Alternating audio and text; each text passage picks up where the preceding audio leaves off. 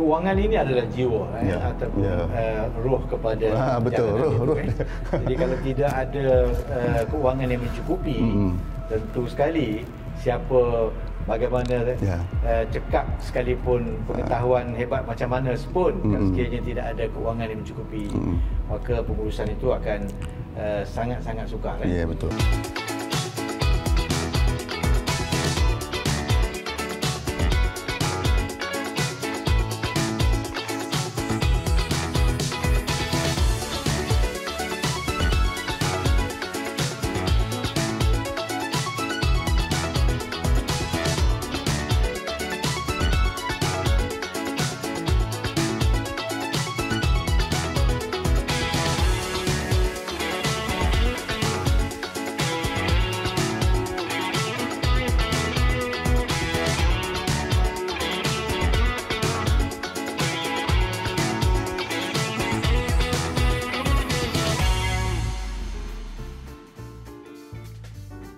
Assalamualaikum warahmatullahi wabarakatuh dan salam sejahtera. Kembali kita ke studio COB KL untuk mengikuti podcast Coffee Talk COB KL Penyelenggaraan dan Pengurusan Bangunan Berserata. Bersama saya selaku moderator pada hari ini iaitu Surveyor Cik Azhan bin Cik Adnan untuk mengupas berkenaan dengan tajuk peranan pengurus harta di dalam pengurusan bangunan berserata. Di studio pada hari ini kita bawakan tidak asing lagi di dalam industri hartanah di negara kita iaitu Tuan Haji Surveyor Ishak bin Ismail, Timbalan Presiden Institut Pengurus Harta dan Investiti Malaysia. Assalamualaikum Tuan Haji, apa khabar? Sihat? Waalaikumsalam warahmatullahi wabarakatuh. Terima kasih. Alhamdulillah sihat. Okey Tuan Haji, mungkin Tuan Haji boleh ceritakan sikitlah Tuan Haji dah berapa lama dalam industri hartanah, terutama di hartanah serata lah di negara kita. Okay, terima kasih Surveyor Cik Azhan, terima kasih COB di BKL menjemput saya pada program Coffee Talk pada hari ini. Saya terlibat dalam pengurusan hartanah ini sejak 30 tahun yang lalu. Sejak 1991 alhamdulillah. Sehingga sekarang saya melihat perkembangan pembangunan berserata negara kita memang sangat rancak dan ini memerlukan kemahiran, pengetahuan dan maklumat disalurkan kepada semua pihak yang terlibat di dalam pengurusan bangunan serata ini. Tuan Haji, kalau lihat secara keseluruhan lah hartanah serata di KL lah, bagaimana Tuan Haji melihat keadaan sekarang? Well, saya melihat Kuala Lumpur bermula daripada Pangsapuri, Kuda Lari, betul. Satu kawasan kemajuan serata yang pertama yang sekarang ini berhadapan dengan KLCC, sehinggalah sekarang ini kita lihat perkembangan pembangunan berserata, sama ada kediaman berserata ataupun komersial serata, itu berjalan dengan begitu pesat sekali dan sudah menjadi trend. Sekarang ini pembangunan menjurus kepada pembangunan berserata kerana permintaan yang tinggi dan disebabkan tanah yang terhad ada di sekitar Kuala Lumpur dan pengijrahan berlaku daripada luar bandar ke bandar Kuala Lumpur ini memerlukan komuniti berserata itu hidup dengan lebih harmoni, dengan lebih betul. Baik. Itulah yang kita harapkan juga, terutama kita di pihak COB lah. Okey Tuan Haji, saya nak throwback kembali lah tahun 2020, 2021 di mana kita dilanda wabak COVID-19. Pada masa itu kita tidak dibenarkan keluar daripada rumah kerana perintah kawalan pergerakan PKP lah yang dilaksanakan oleh pihak kerajaan. Dan kalau kita lihat, mereka yang tinggal di rumah teres, mereka ada ruang untuk keluar walaupun sedikit ruang. Mungkin yang mana tinggal di end-lock, di corner lock, dia ada ruang kan untuk dia keluar. Tapi bagi mereka yang tinggal di bangunan berserata macam flat, apartmen, kondominium, mereka tak boleh keluar ke mana-mana. Duduk dalam rumah, fasiliti pun ditutup, kedai makan pun ditutup dan pergerakan memang tak boleh nak ke mana-mana lah. Tapi kita tengok pada masa itu dari segi fasiliti dijaga, rumput-rumput dipotong, keselamatan terjamin. Kemudian dari segi air ada, elektrik ada. Dan pada masa itu kita sebenarnya mungkin tak tahu ada satu individu ataupun sekumpulan individu yang bertungkus lumus untuk menjaga bangunan kita. yang orang kata dipanggil sebagai pengurus harta. So, adakah benar itu kenyataan yang saya nyatakan, dan jika benar, apakah sebenarnya peranan pengurus harta ini? Siapakah pengurus harta ini sebenarnya, Tuan Haji? Terima kasih kerana soalan itu. Pada waktu COVID-19 berlangsung 2 tahun itu, memang seorang pengurus harta sangat mencabar sekali, kerana kita disenaraikan salah satu daripada essential services pada waktu itu. Walaupun peringkat awal memang ada kekeliruan sedikit, kerana kurang kefahaman tentang profession dan keperluan kita bertugas. Tapi setelah kita membuat rayuan, mereka baru faham dan membenarkan ahli-ahli kita bertugas. So, pengurus harta memang berperanan sangat-sangat mustahak untuk memastikan komuniti yang tinggal di bangunan berserata itu tidak terkesan dengan COVID-19 ini. Semua fasiliti kena dijaga dengan baik, lift kena berfungsi, semua peralatan itu harus dijaga, rumput harus dipotong, dan sumber air, sumber elektrik semua harus dipastikan dibekalkan kepada penduduk. Dan penduduk yang menghadapi masalah COVID-19 itu harus segera diuruskan, pusat dan rawatan mereka dihantar, dan semua itu memerlukan kerjasama yang bersepadu di antara tim pengurus harta dengan jawatankuasa JMBMC dan juga penduduk itu sendiri. Jadi memang saya sangat bersetuju. Pada waktu itu tugas kita sangat-sangat mencabar sekali, dan alhamdulillah kita dapat mengharungi suasana itu. Alhamdulillah lah. Macam di KL ada bangunan berserata yang dikenakan PKPD kan. Jadi pada masa itu pun saya difahamkan kerajaan ini banyak berurusan dengan pengurus harta lah untuk nak mendapatkan maklumat pemilik, data-data pemilik dan lain-lain. Betul kan Tuan Haji? Betul. Ya. Okay, Tuan Haji, kalau kita lihatlah semua badan ataupun pertubuhan ni ada undang-undang dia, ada peraturan dia. Jadi pengurus harta ni dia dipantau oleh badan apa ataupun oleh undang-undang apa?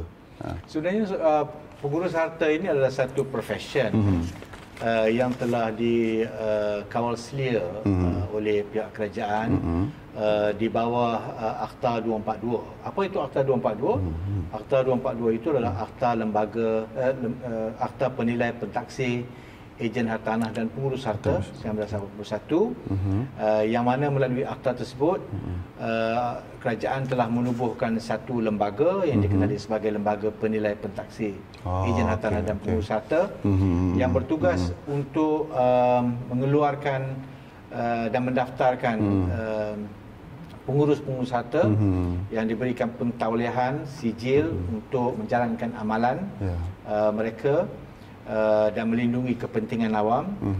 Dan mereka ini dikawal bukan sahaja oleh akta dan peraturannya, tapi juga melalui standard pengurusan harta yang dikeluarkan oleh lembaga, serta circulars dan semua arahan-arahan daripada masa ke semasa oleh pihak lembaga. Dan ini tentu sekali memberikan seorang pengurus harta itu satu tanggungjawab profesional yang harus ditunaikan di bawah undang-undang. Apabila sahaja mereka dilantik, maka mereka bertugas untuk menjaga dan melindungi kepentingan awam. Maksudnya mereka ni lebih kurang sama juga dengan doktor, engineer, lawyer dan lain lah. Maksudnya golongan profesional lah. Okey, Tuan Haji, kalau kita lihat JMBMC, kita pergi pada JMBMC, dia telah pun diperuntukkan kuasa dan juga orang kata tanggungjawab di bawah Akta Pengurusan Serata. Maknanya dia kena jaga harta bersama, dia kena melantik kontraktor-kontraktor untuk memastikan bangunan berserata itu diuruskan dengan baik. Jadi timbul macam persoalan lah. JMBMC dah ada. Jadi kenapa kita nak kena lantik juga pengurus harta untuk nak menguruskan bangunan berserata itu? Sebenarnya kita tahu bahawa Joint Management Body MC ini dianggotai oleh mereka-mereka yang bukan bertugas penuh masa. Ya, betul. Jadi sebahagian dari mereka itu ada tugas hakiki mereka yang bekerja di siang hari dan balik malam untuk berehat di rumah mereka. Betul. Dan semua itu datang daripada pelbagai latar belakang pendidikan yang bukan hanya dari sudut undang-undang sahaja. Jadi memahami Akta 757 atau Akta Pengurusan Serata itu pun memang memerlukan satu tugas yang berat. Jadi ada keperluan di dalam undang-undang tersebut dan diberikan satu ruang kepada pihak JMB dan MC untuk membuat pilihan sama ada mengurus harta bersama itu secara sendiri. Kalau sekiranya mereka punyai masa dalam waktu yang sama, kalau sekiranya mereka tidak punyai masa dan pengetahuan yang mencukupi di dalam aspek pengurusan harta menurut peruntukan undang, mereka boleh di bawah undang melantik seorang pengurus harta. Jadi apabila mereka melantik seorang pengurus harta, di sini timbul sama ada mereka boleh melantik seorang pengurus harta yang berdaftar ataupun yang bukan berdaftar. Oh, maksudnya ada juga yang tidak berdaftar lah. Ada juga yang belum lagi berdaftar. Belum daftar lah.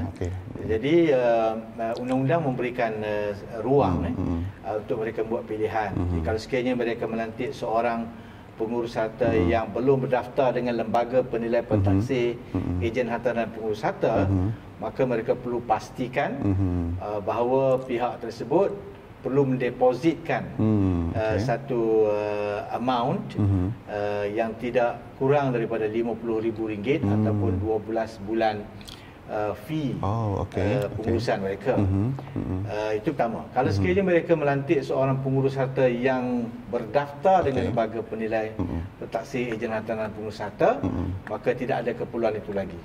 Jadi dan mereka itu dilindungi oleh polisi insurans, professional indemnity insurance, dan mereka mempunyai pengetahuan yang meluas berkenaan dengan bukan saja undang-undang pengurusan harta, bahkan semua aspek undang-undang yang lain, dan mereka telah terdidik dan dididik semasa daripada universiti dan kemudian di dalam praktis, dan mereka dikawal selia dengan peraturan dan standard sindikal lembaga, maka pihak Joint Management Body dan MC boleh membuat pilihan itu. Itu ada di. So maksudnya Tuan Haji, bagi mana-mana yang melantik pengurus harta tidak berdaftar, sekiranya berlaku apa-apa masalah dan sebagainya, mereka boleh menggunakan bond lah yang didepositkan kepada pihak JMB itulah.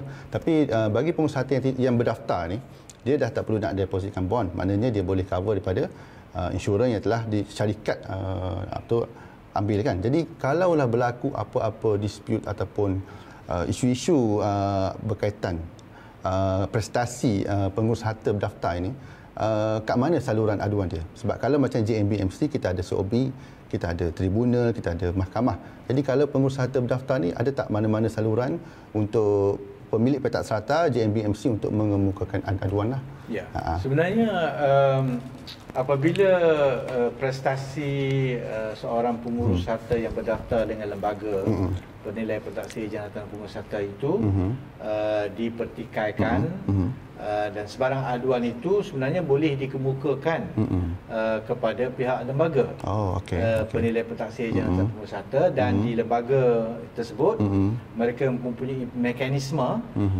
untuk membuat siasatan segala aduan yang dikemukakan kepada pihak lembaga, dan kemudian mengambil tindakan disiplin yang bersesuaian kepada pihak yang diadu, iaitu seorang pengurus harta, dan setiap proses itu akan dimaklumkan perkembangan proses tersebut kepada pengadu, iaitu JMB dan MC. Kita akan tahu lah. Dia akan tahu. Dan tentunya seorang pengurus harta ini dia sangat bimbang kalau sekiranya ada aduan berkenaan dengan prestasi mereka dan tidak pematuhan mereka undang, contohnya penyelewengan dan sebagainya, atau kecuaian profesional diadukan. Dua benda yang mereka sangat bimbang. Yang pertama, kalau sekiranya lesen mereka itu boleh dibatalkan. Boleh sampai dibatalkan? Boleh sampai dibatalkan. Yang keduanya, insurance policy yang diambil oleh syarikat berkenaan boleh dituntut oleh pengadu. Jadi ada dua mekanisme di situ lah. Dan proses itu lebih cepat berbanding dengan proses tadi. Tapi dalam waktu yang sama, pihak pengadu juga boleh untuk mengemukakan aduan itu kepada pihak COB.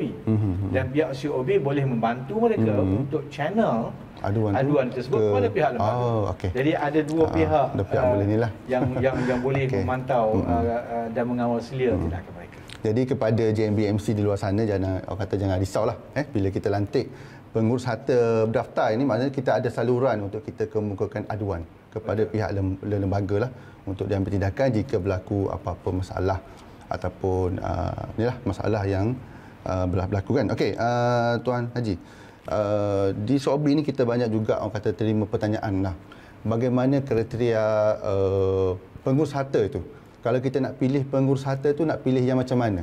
Yang harga dia paling rendah ke, ataupun yang syarikat tu besar ke, ataupun kita kena lihat kepada prinsipal dia, ataupun professional indemnity insurance dia yang tinggi, mungkin 5 juta, mungkin 10 juta, ataupun kita pilih base kepada kaki tangan yang ramai. Jadi banyak orang kata kekeliruan atau persoalan timbul di kalangan JMB MC. Jadi pada pandangan Tuan Haji lah, apakah kriteria-kriteria yang perlu diteliti oleh pihak JMB MC sebelum melantik seorang pengurus harta? Sebenarnya dalam pemilihan mana-mana seorang pengurus harta yang nak dilantik untuk membantu JMB dan MC, terdapat sekurang-kurangnya 4 kriteria utama yang perlu mereka pertimbangkan. So yang pertama sekali, kriteria pertama sekali, mesti pastikan supaya mereka itu berdaftar dengan lembaga, mempunyai lisens yang sah untuk menjalankan amalan mereka, mempunyai pelindungan insurans policy yang cukup berdasarkan kepada berdasarkan kepada jumlah unit, dan complexity of kita punya pengurusan kita lah.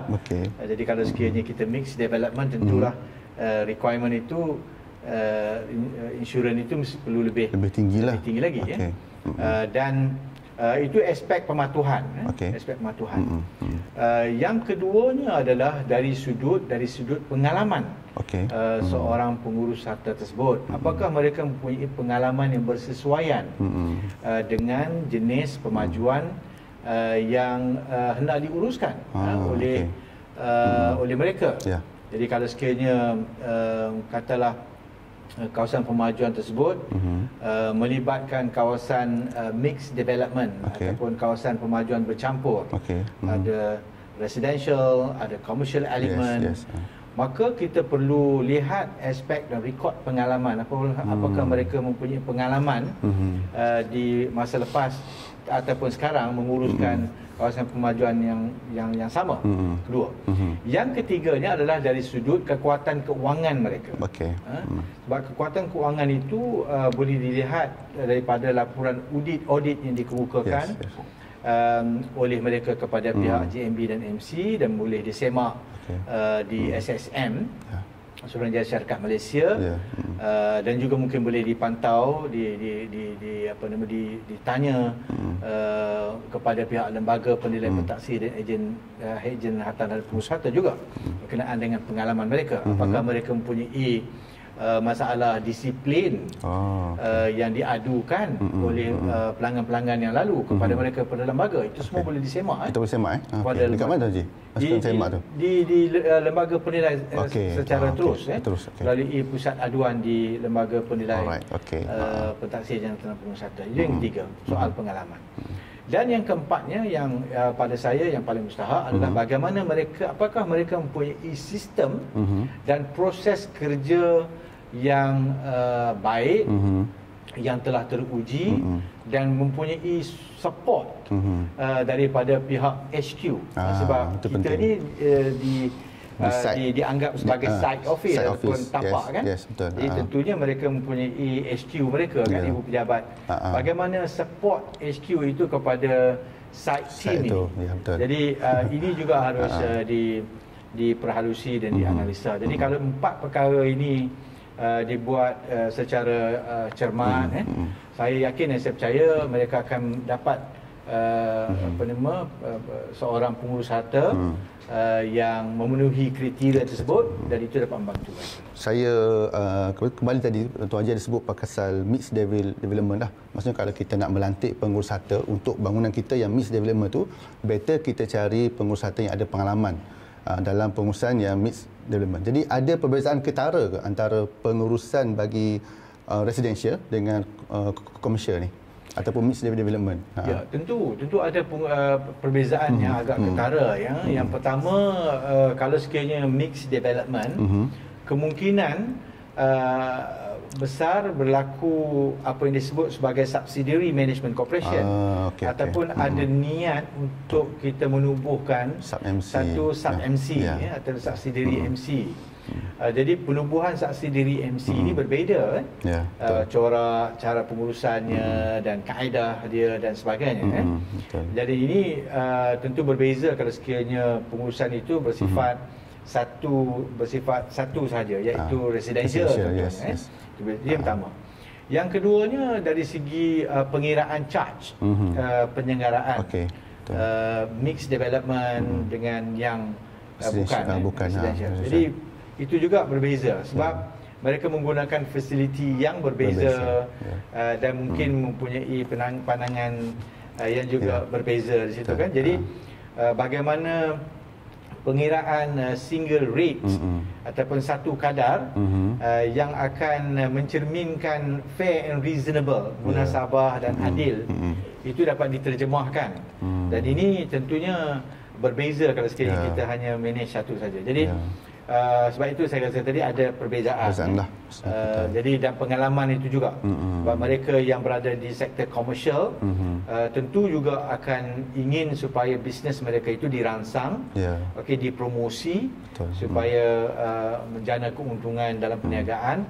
Dalam waktu yang sama tidak mengganggu mereka-mereka yang tinggal di residential. Dan waktu yang sama mereka yang di residential ini juga ingin memastikan supaya kehidupan mereka lebih harmoni, lebih selamat, dan dalam waktu yang sama mereka boleh akses kepada ruang komersial itu dengan selesa. Jadi ini kedua-dua ini sebenarnya harus dilihat dalam konteks pemahaman dan pengetahuan yang ada sedikit perbezaan. Sub MC. Dia panjang cerita tu kalau sub MC kan. Tak apa, nanti mungkin lepas ni kita boleh buat slot lain lagi satu untuk khas untuk sub MC lah.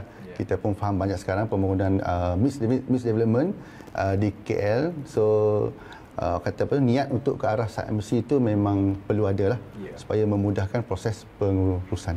Okey Tuan Haji, kalau kita lihat kerisauan utama AJK JMB lah adalah berkenaan dengan wang. Dia takut duit hilang, dia takut duit tu kena sonlap ataupun orang curi dan sebagainya kan. Jadi penduduk ni dia akan menyalahkan JMB MC tu bertahun-tahun.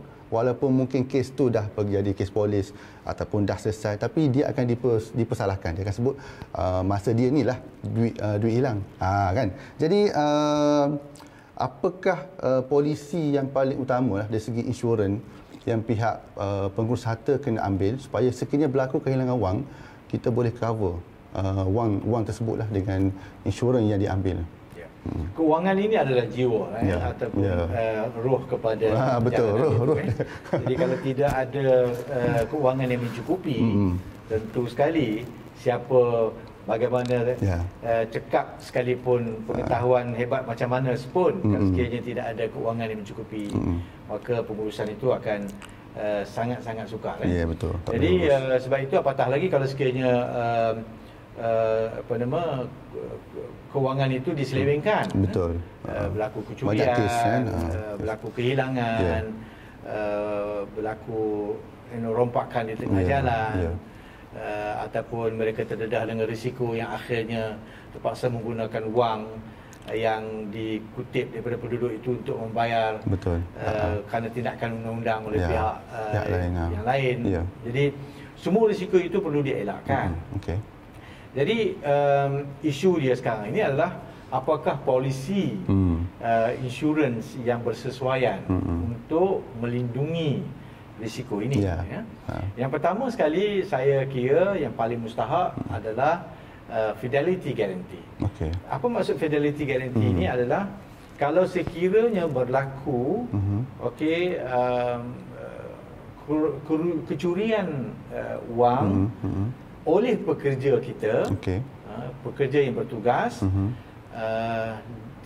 dan benda itu disahkan melalui satu laporan audit, ya, maka kehilangan wang tersebut itu dapat dituntut semula daripada syarikat insurans. Ini polisi penting yang perlu diambil, fidelity guarantee. Yang keduanya pada saya yang mustahak adalah untuk melindungi wang tersebut yang mungkin akan dicuri di tengah jalan. Sebab setiap hari bila mereka kutip wang secara bentuk cash, dia perlu bank in ke dalam bank. Jadi dalam proses mereka nak memindahkan wang, bawa wang tersebut ke pihak bank, kemungkinan akan berlaku kecurian di tengah jalan. Sebab orang yang nak curi ni dia akan berhati, kan, dan akan mengambil dia dah peluang. tahu dah orang yang bawa duit itu. Betul, dia akan mengambil peluang. Jadi kalau sekiranya berlaku itu, bagaimana? Jadi itu juga satu risiko, kan? Betul. Jadi di sini ada satu polisi dipanggil sebagai money in transit policy. Jadi money in transit policy ini boleh diambil untuk mengelakkan kalau sekiranya berlaku kehilangan wang dan dirompak di tengah jalan. Yang kedua. Yang ketiganya yang penting juga pada saya adalah kadang-kadang keputusan yang dilakukan oleh pihak jawatan JMB dan MC itu bertentangan dengan undang-undang, dan mereka tidak aware benda itu bertentangan dengan undang-undang, dan disebabkan itu maka mereka terpaksa membayar ganti rugi kepada pihak yang menuntut. Maka ini kita boleh selamatkan melalui satu lagi polisi insurans. Ada lagi satu. Ada satu lagi polisi insurans. Polisi insurans ini adalah untuk dia nak melindungi sebarang keputusan yang dilakukan oleh pihak JMB yang tidak tidak kena dengan peruntukan undang-undang. Jadi itu tiga, dan kepada pihak pengurus harta tentu sekali mereka ada apa yang dipanggil sebagai professional indemnity insurance. Dan professional indemnity insurance ini kalau sekiranya berlaku sebarang kecuaian oleh pihak pengurus harta dan syarikat itu sendiri, maka pihak JMB dan MC boleh menuntut daripada syarikat. Pihak syarikat. Maksudnya tadi Tuan Haji, yang 3 insurans yang pertama tu maksudnya JMB MC yang kena ambil lah. Manakala yang keempat tadi maknanya pengurus harta ataupun syarikat itu yang ambil. So maknanya JMB MC di luar sana kalau kata risau duit hilang dan sebagainya, better lah kita ambil 3 polisi insurans oleh pihak JMB, manakala 1 polisi insurans oleh syarikat pengurus harta tu memang dah sedia ada. Jadi kita boleh menggunakanlah ke-4. Ini adalah ilmu yang baru kepada semua. Mungkin sebab di Soabi banyak Tuan Haji datang tanya soalan kata duit hilang dan sebagainya. So bila kita tanya insurans ada ambil tak? Tak ada. So bila dia nak bawa tuntutan ke polis ke mahkamah, so benda tu dah panjang proses dia, dan kemungkinan duit tu tak akan dapat kembali lah. Jadi pentinglah untuk penting untuk kita lihat apakah insurans tersebut. Tuan Haji, kalau kita lihat lagi dari segi peralihan pengurusan pemaju kepada JMB dan kepada MC, ada 3 proses dia punya tu. Tapi semasa pengurusan pemaju, selalunya pemaju memang dah melantik pengurus harta dia. Maksudnya sama ada syarikat pengurus harta berdaftar ataupun mungkin anak syarikat dia ataupun mana-mana syarikat lain lah yang dibenarkan di bawah akta pengurusan serata. Jadi bila pergi kepada JMB, dah ada pertukaran status kepada JMB, maknanya JMB telah dibentuk. Selalunya pihak pemilik ni ataupun AJK JMB ni dia dah tak nak guna pengurus harta yang dilantik oleh pihak pemaju. Jadi dalam proses peralihan ini, transition period ini, apakah peranan pengurus harta asal, maksudnya pengurus harta yang dilantik oleh pemaju tu? Adakah dia kena berpihak kepada dua-dua pihak ataupun dia hanya boleh berpihak kepada pemaju sahaja sebab pemaju yang lantik dia? Sebenarnya proses handing over dan taking over ni ataupun menyerahkan pengurusan kepada pihak kedua dan mengambil alih pengurusan daripada pihak sebelumnya, semuanya itu telah dijelaskan di bawah piawaian pengurusan harta yang dikeluarkan oleh pihak lembaga ataupun disebut sebagai Property Management Standards. dan standards yang menyentuh tentang handing over dan taking over ini, apakah tanggungjawab pihak-pihak yang ingin menyerahkan, yang harus menyerahkan kepada pihak pengurus harta yang baru, dan pihak yang menerima pengurusan itu juga disebutkan dengan begitu terperinci sekali. Dalam standard tu? Di dalam standard tersebut. Apakah aset ataupun dokumen-dokumen yang perlu diserahkan, senarai semaknya, dan audit yang perlu dilakukan oleh mereka dari sudut keuangan, dari sudut dokumentasi, dari sudut plan. Sebenarnya semua itu telah berlaku dengan begitu teratur sekali. Kalau sekiranya mereka mengikut property management standards ataupun piawaian pengurusan harta tersebut, dan itu apa nama tertulis di situ. Kalau sekiranya berlaku sebarang masalah, so di antara pengurus harta yang baru dengan pengurus harta sebelumnya, maka mereka pengurus harta yang baru itu boleh sebenarnya membawa isu itu diadukan kepada pihak lembaga penilai pentaksir ejen harta pengurus harta untuk diambil tindakan.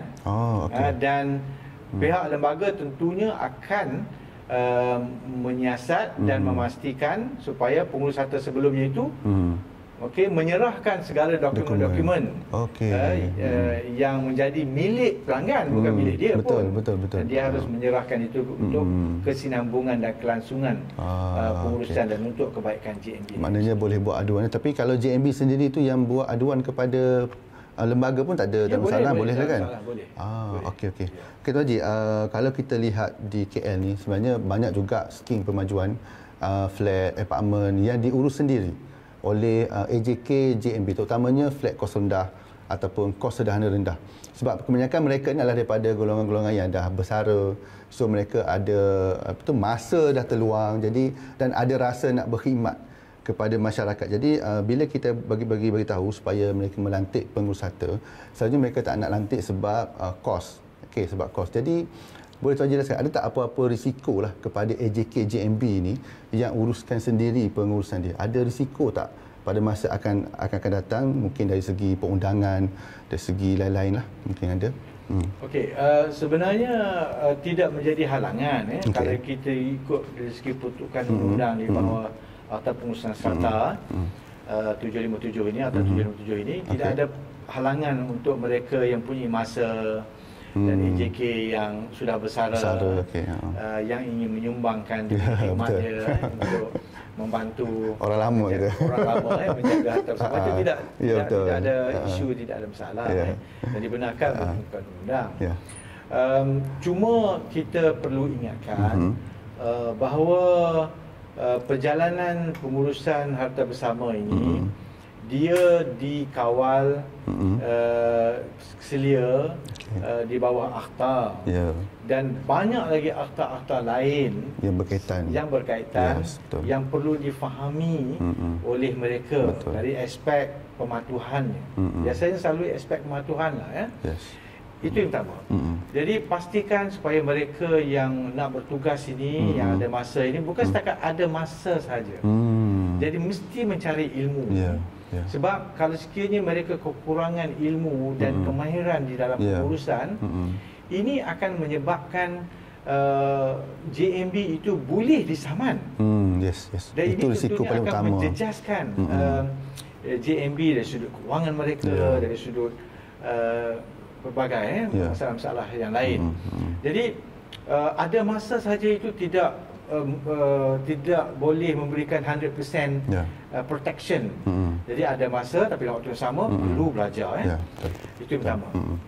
Yang keduanya, aspek yang harus difahami juga adalah untuk mengelakkan percanggahan kepentingan.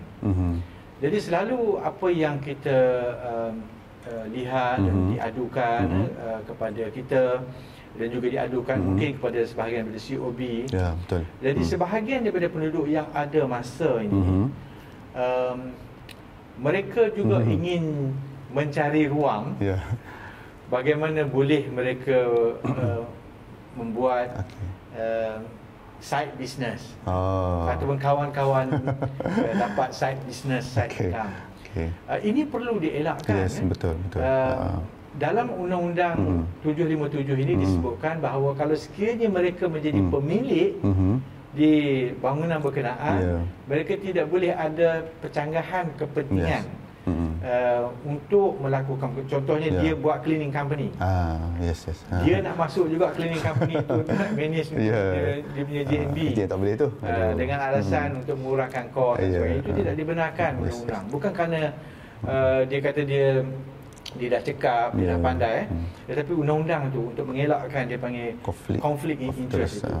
Jadi itu isu kedua yang risiko yang perlu dilihat. Yang ketiganya adalah dari sudut saya sebut tadi coverage insurance lah. Jadi kalau sekiranya berlaku sebarang kecuaian, kehilangan wang ataupun apa-apa isu yang berlaku dari sudut teknikal, itu terjadi dan mereka tidak ada maklumat dan tidak ada coverage yang mencukupi, maka ini menjadi sikit masalah. Cuma kita faham di dalam pengurusan perumahan kos rendah dan kos sederhana rendah ini, mereka punya kekangan dari sudut keuangan. Betul. Jadi kita pun kena raikan juga.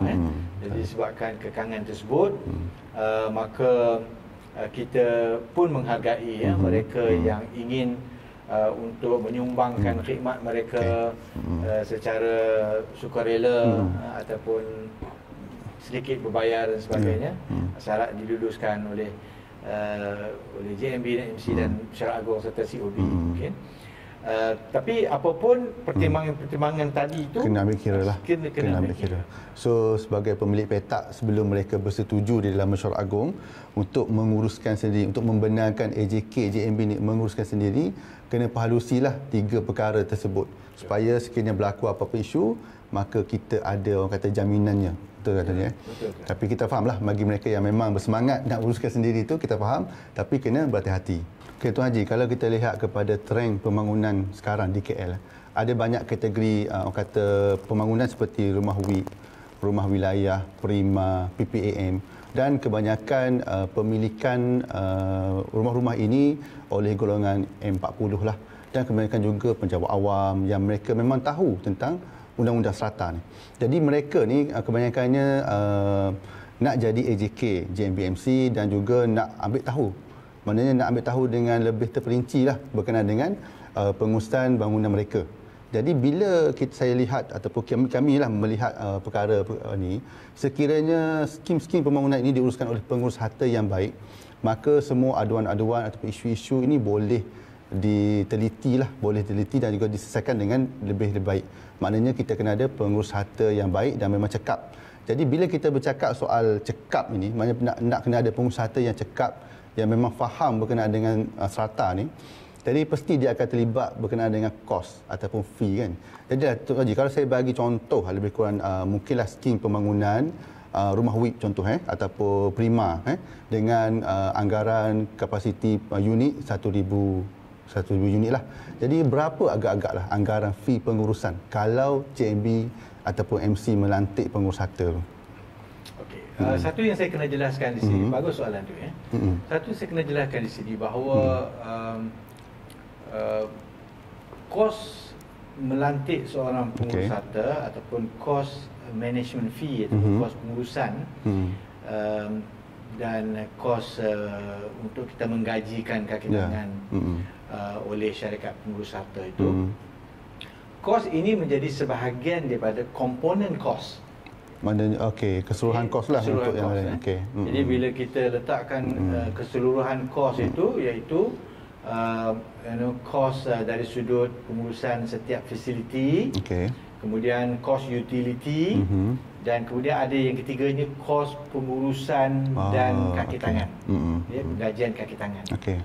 Jadi sebenarnya semasa kita luluskan di dalam Mesyuarat Agung tahunan, jadi kos itu sebenarnya harus merangkumi termasuk sekali kos-kos ini.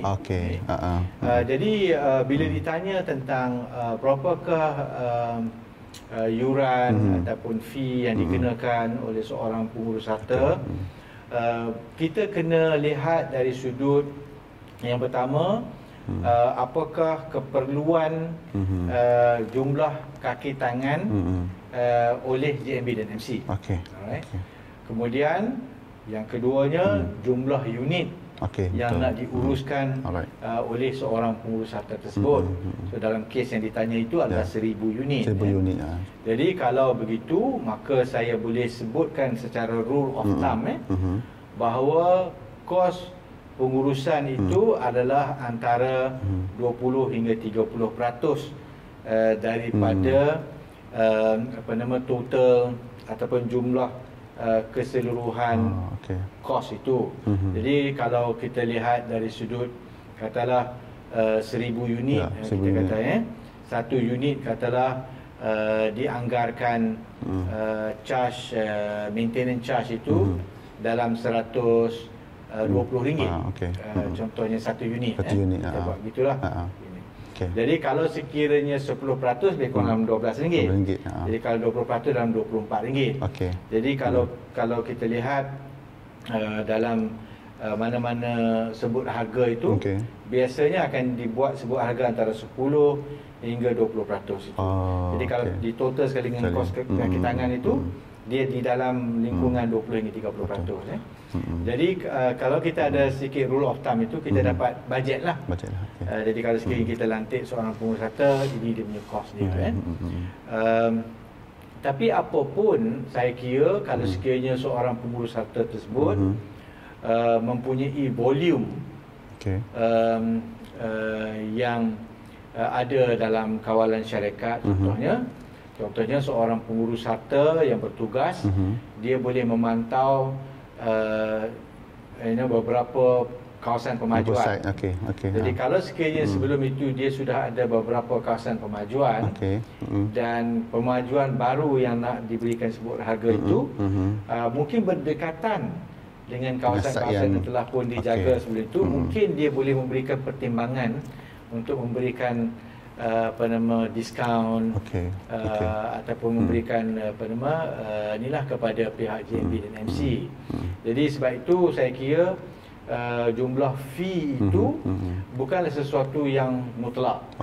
Sebab di dalam skala fee yang disebut di bawah peraturan Akta 242 itu adalah skala yang boleh dibincangkan. Dia ada maximum scale. Jadi dia tidak ada minimum scale. Jadi bila ada maximum scale itu, dia boleh ke bawah. Dia boleh ke bawah. Ke bawah lagi. Jadi boleh ke bawah itu mungkin berdasarkan kepada kedudukan kewangan syarikat tersebut dan pertimbangan-pertimbangan yang saya sebutkan sebelum inilah. Maksud Tuan Haji, maksudnya kena lebih kurang anggaran dia 10 ke 20% lah daripada total kos keseluruhan. Tapi kebanyakan JMB-MC ni juga Tuan Haji, diorang ni sebenarnya compare, dia bandingkan fee syarikat ni dengan site yang berdekatan. Mungkin sebenarnya dia apartment, tapi dia compare dengan rumah flat. Ataupun dia ni kondominium, tapi dia compare dengan apartment biasa-biasa. Jadi dari segi method itu, adakah tepat ataupun sebenarnya tak sesuai? Sebenarnya method cara buat secara direct comparison itu tidak sesuai. Sebab apa saya kata tidak sesuai? Sebab nature facilities yang ada di kawasan itu berbanding dengan kawasan itu berbeza. Itu yang pertama. Yang keduanya, kedudukan kawasan yang kita dapat perbandingan tersebut dengan kedudukan di kawasan kita itu dari sudut condition itu maksudnya dari segi keadaan fasiliti yang ada itu mungkin berbeza. Jadi kita kena lihat itu juga. Jadi dan satu lagi, kita juga kena pastikan bahawa kedudukan keuangan di sana dengan kedudukan keuangan di sini juga berbeza, kan? Berbeza. Jadi kemungkinan isu yang paling kritikal kita di sini adalah isu dari segi jumlah hutang yang begitu banyak di kawasan permajuan milik kita berbanding dengan kawasan milik lain yang mungkin jumlah unit pun sedikit dan jumlah tunggakan itu juga sedikit. Jadi mereka mungkin memerlukan jumlah kaki tangan yang agak sedikit dan penumpuan yang mungkin kurang daripada kita. Jadi membuat perbandingan secara direct begitu tidak sesuai. Dia perlu membuat pelarasan. Okey, membuat juga kena buat kiraan lah, kira-kira kena buat bajet, analisa dan sebagainya lah. Jadi dan kita pun tak boleh ambil orang kata kadar harga yang terendah. Mungkin masalah lagi besar, so pastinya kita perlukan lebih ramai staff dan dengan kos yang lebih tinggi-tinggi. Betul saja. Okey, Tuan Haji, soalan terakhir daripada saya. Penduduk Petak Selatan pastinya mereka menakkan kelainan lah. Apabila kita melantik seorang pengurus harta ni, mungkin dia ada satu expectation yang tinggi terhadap pengurus harta lah. Jadi mungkin kita boleh bagi tahu kepada JMBMC di luar sana, jika JMBMC melantik pengurus harta, apakah kelebihan utama JMBMC dan juga penduduk ataupun pemilik Petak Selatan itu dapat daripada seorang pengurus harta? Baik. Saya ingin nasihatkan kepada pihak JMB dan MC yang berhasrat untuk melantik mana-mana seorang pengurus harta. Yang pertamanya, pastikan supaya pengurus harta yang berkenaan itu berdaftar dengan pihak lembaga penilai pentaksir ejen hartanah dan pengurus harta. Kerana apa? Kerana yang pertama, perlindungan undang-undang itu.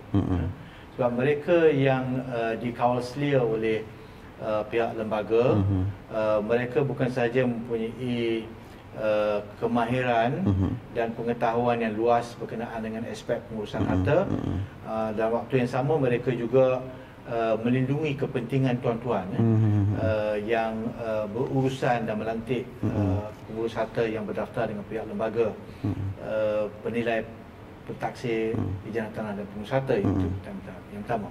Yang keduanya adalah pihak JMB dan MC bukan sahaja boleh dilindungi oleh undang-undang, tetapi dalam waktu yang sama pihak JMB dan MC juga boleh mendapat apa yang disebut sebagai transfer of knowledge ataupun pemindahan ilmu pengurusan itu.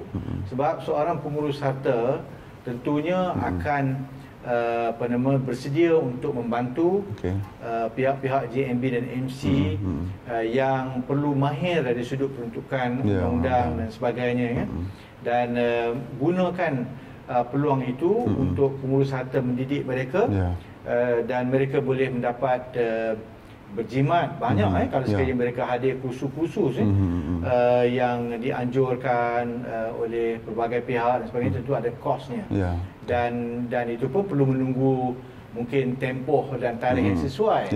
Tapi melalui pengurus harta yang berdaftar ini, mereka boleh mendapat ilmu tersebut secara langsung, latihan itu. Itu yang kedua.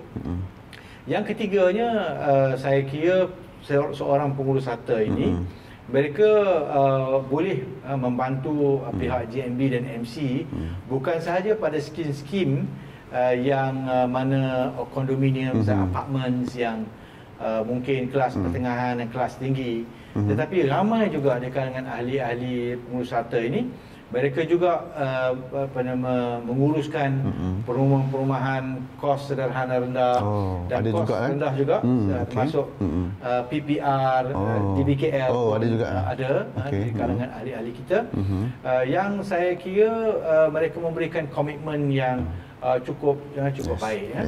Dan Institut Pengurus Harta dan Fasiliti MIPFM senantiasa daripada masa ke semasa kami memberikan latihan-latihan yang berterusan kepada ahli-ahli semua pengurus-pengurus harta yang berdaftar ini, supaya perkhidmatan mereka lebih berkualiti dan kesediaan mereka untuk menjalankan tanggungjawab mereka itu menurut peruntukan undang-undang itu, dan mereka setiap tahun perlu mendapat 10 CPD hours sebagai prasyarat sebelum lesen mereka boleh diperbaharui. Maknanya pengurus harta ni memang dia kena pergi kursus, ada orang kata latihan setiap masa lah. Latihan setiap masa dan diwajibkan untuk sekurang-kurangnya mendapatkan 10 CPD hours, Continuous Professional Development Training, yang menjadi prasyarat sebelum lesen mereka boleh diperbarui.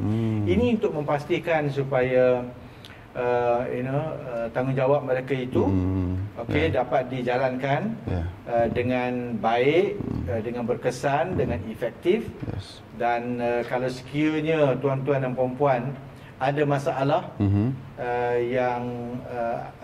yang mungkin timbul, ada jalan keluar untuk tuan-tuan mengadu kepada pihak lembaga untuk diambil tindakan. Jadi ini tentunya perlindungan yang penting, bukan sahaja kepada AJK yang bertugas, tetapi juga kepada penduduk-penduduk dan penghuni di komuniti selatan. Tuan Haji, baik Tuan Haji, masa telah menceburi kita, tapi saya lihat inilah sepanjang sesi ini banyak ilmu-ilmu bermanfaat dan juga orang kata panduan penting lah yang telah diutarakan oleh pihak Tuan Haji kepada JMB-MC di seluruh KL lah. Jadi kita harap apa sahaja yang telah diperkatakan ini kita ambil sebagai satu nasihat dan kita cuba apply di site kita supaya kita dapat membentuk suatu komuniti serata yang harmoni, mampan dan madani. Okey.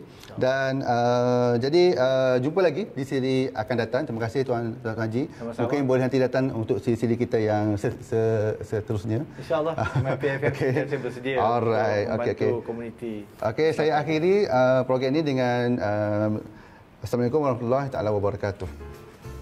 Waalaikumsalam.